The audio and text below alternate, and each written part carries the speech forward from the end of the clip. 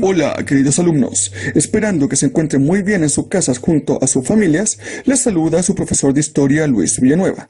Y hoy, en nuestra segunda cápsula, haremos una revisión de la prueba de Historia. Así que corre por tus materiales y después de esta intro, comenzamos.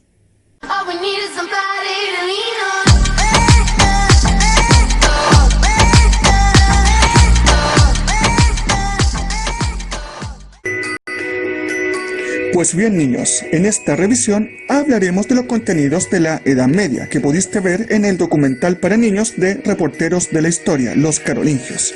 Y entre sus contenidos se encontraban la caída del Imperio Romano, los pueblos bárbaros, los francos y el cristianismo, el Papa y la importancia de la Iglesia Católica, el Imperio Carolingio, el sistema feudal y vasallaje, la arquitectura y arte medieval y las universidades. Con respecto a sus conceptos claves, este trató sobre los feudos, Carlomagno, catedrales góticas, Pipino el Breve, estilo románico y el Papa León III.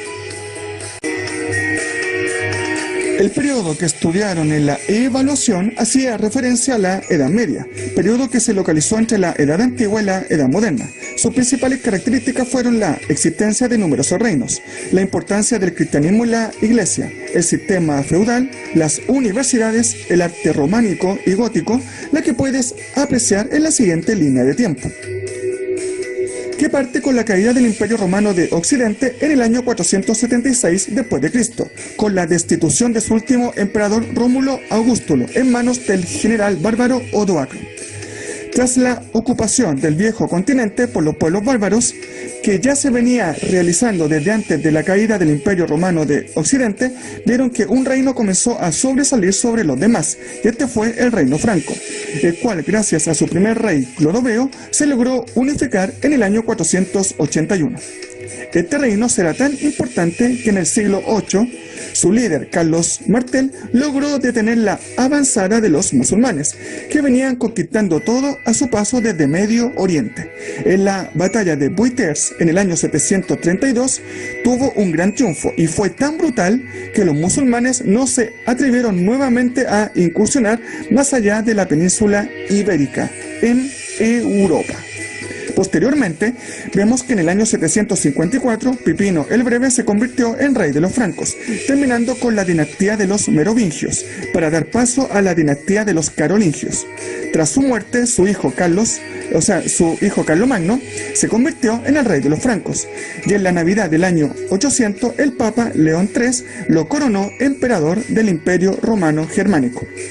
Su reinado como emperador fue breve, ya que en el año 814 muere de pleuresia, que es causada por la neumonía, quedándose con el poder su hijo Ludovico Pío, el cual no pudo gobernarlo como si lo había hecho su padre Carlomagno, desapareciendo este imperio unas décadas después.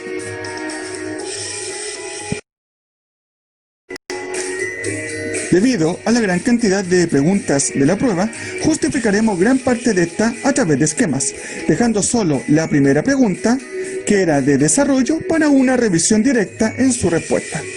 En este esquema vemos la división de la Edad Media, tiempo que se alcanzó a ver en la primera clase, con sus principales características y por lo que podemos concluir que es en la Alta Edad Media donde se originó y desarrolló el reino franco, hasta convertirse en un imperio.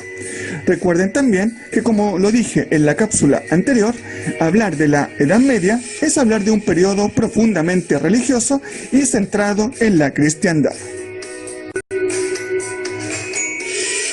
En este esquema vemos algunas características de la Edad Media, como por ejemplo la formación de reinos e imperios, la difusión del cristianismo y la división de la sociedad en estamentos, la que será completamente agraria, por lo que su base económica será la agricultura y su economía es conocida como autárquica.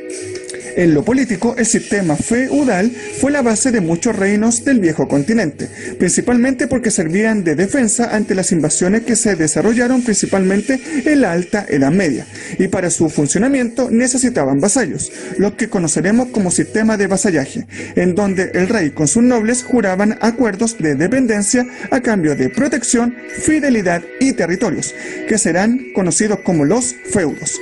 Por último, una sociedad estamental quiere decir que era una sociedad en la que el individuo permanecía ligada a esa clase desde su nacimiento por el resto de su vida, por lo que la movilidad social era algo imposible en esa época. En otras palabras, si yo nacía campesino, moría campesino, o si yo nacía noble, moría noble.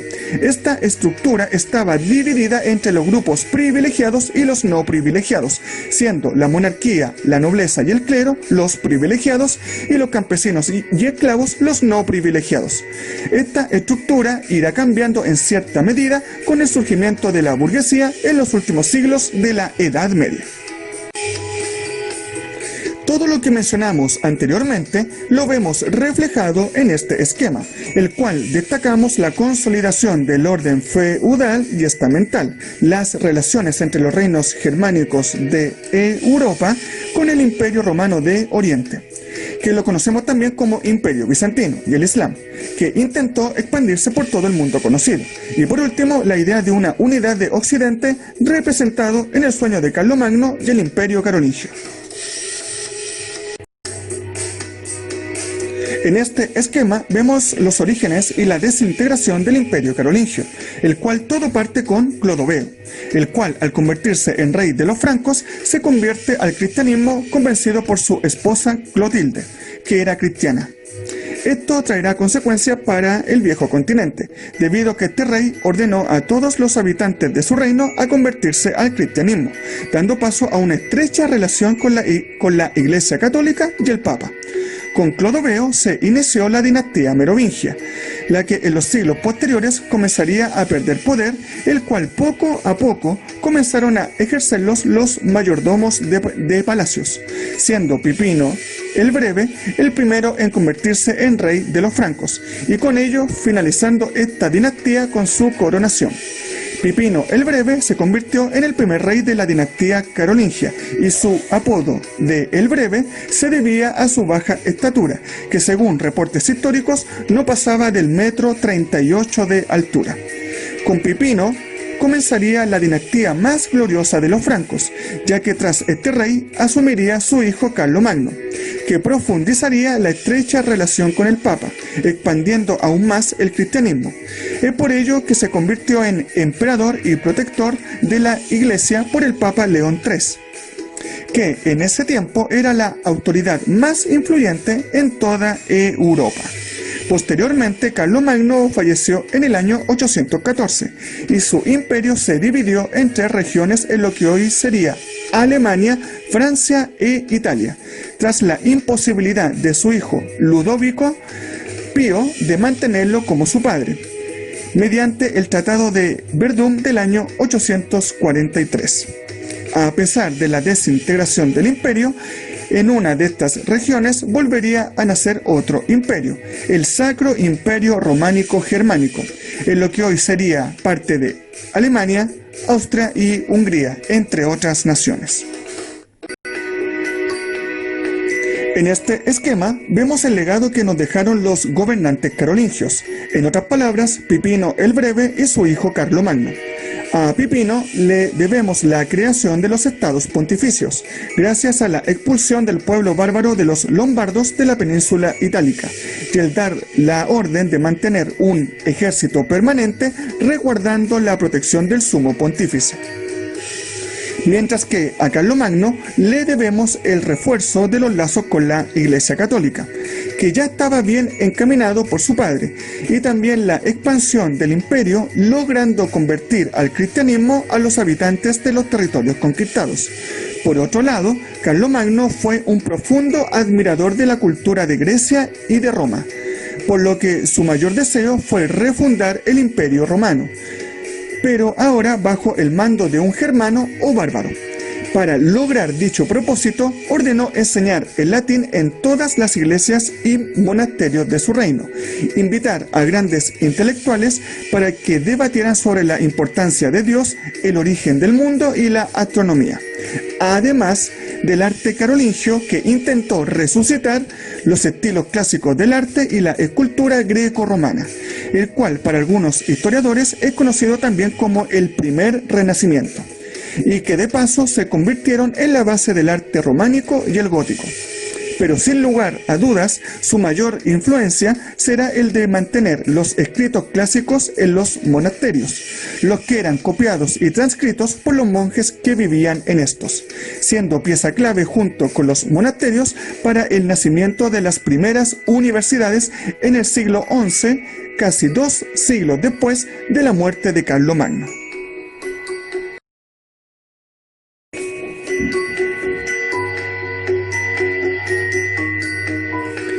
Pues bien, ahora a corregir la prueba de historia. Como lo expliqué anteriormente, debido a la gran cantidad de preguntas, solo se mostrarán las alternativas correctas a cada una de estas, la que estará representada con una X. Ahora te dejaré por unos segundos ver las respuestas a estas preguntas, y en caso de querer verlas por más tiempo, solo debes poner pausa a este video.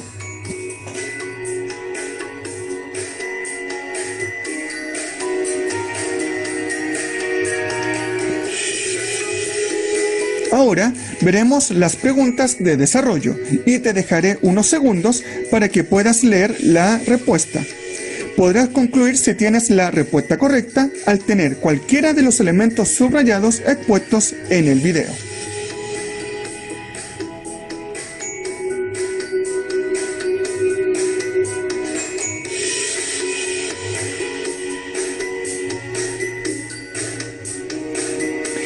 Y por último, recuerda que el estudio permanente te ayudará a progresar y ser mejor estudiante. Esto sería todo. Un abrazo y me despido hasta la próxima cápsula. Cuídense mucho. Hasta pronto.